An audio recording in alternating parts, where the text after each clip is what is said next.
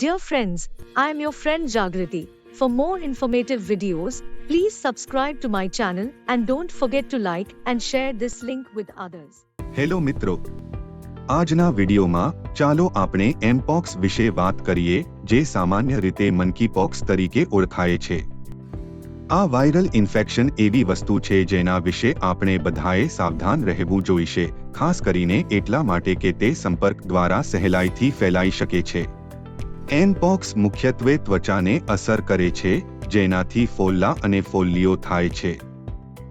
પરંતુ ચિંતા ન કરો, જો આપણે સમજી લઈએ કે તે કેવી રીતે ફેલાય છે અને પોતાને કેવી રીતે સુરક્ષિત રાખવા, તો આપણે ચેપનું જોખમ ઘટાડી શકીએ છીએ. ચાલો એમપોક્સના લક્ષણો ઓળખીને શરૂઆત કરીએ. તાવ. શરૂઆતમાં તમને હળવો તાવ આવી શકે છે. શરીરનો દુખાવો, સ્નાયુઓ, સાંધાઓ અને શરીરમાં સખત દુખાવો સામાન્ય છે. ત્વચાના ફોલ્લાઓ. નાના ફોલ્લા સૌ પ્રથમ ચહેરા, હાથ અને પગ ઉપર દેખાય છે. સમય જતાં આ ફોલ્લાઓ પ્રવાહીથી ભરાઈ જાય છે, સુકાઈ જાય છે અને ચાઠું રહી જાય છે.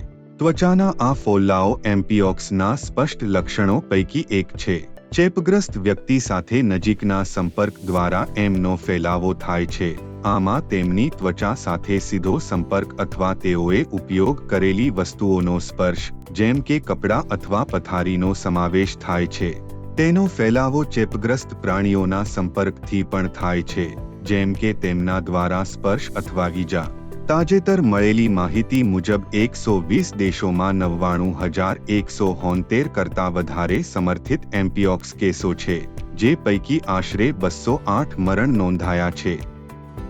આ આંકડા આપણને યાદ અપાવે છે કે સાવધાન અને માહિતગાર રહેવું કેટલું મહત્વનું છે. એમપોક્સ અટકાવવા માટે અહીં કેટલાક સહેલા ઉપાયો છે. સારી સ્વચ્છતા જાળવો. તમારા હાથ હંમેશા સાબુ અને પાણીથી સારી રીતે ધુવો. ચેપગ્રસ્ત વ્યક્તિઓ અથવા તેમના સામાન સાથે સીધા સંપર્કમાં આવવાનું ટાળો.